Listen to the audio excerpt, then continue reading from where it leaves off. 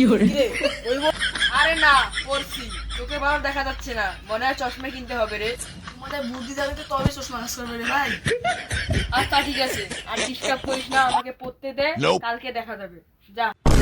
আচ্ছা ঠিক আছে, ভালো করে পড়।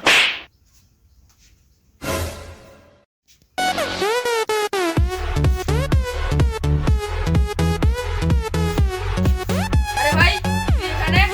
আমি তো তোকে অনেকক্ষণ ধরে খুঁজছি। এই দেখ নতুন চশমা। আচ্ছা ভালো।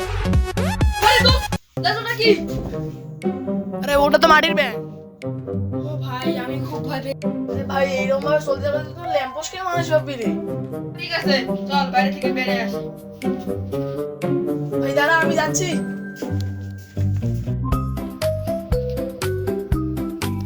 দোস্ত এই দেখ গাছ নড়ছে। আরে গাছ না, তোর মাথা নড়ছে। আসসালামু আলাইকুম শিক্ষক। এ দোস্ত এই দেখ আমার। আরে ওটা আমাদের শিক্ষক না, ওটা হলো একটা গাছ, বুঝলি?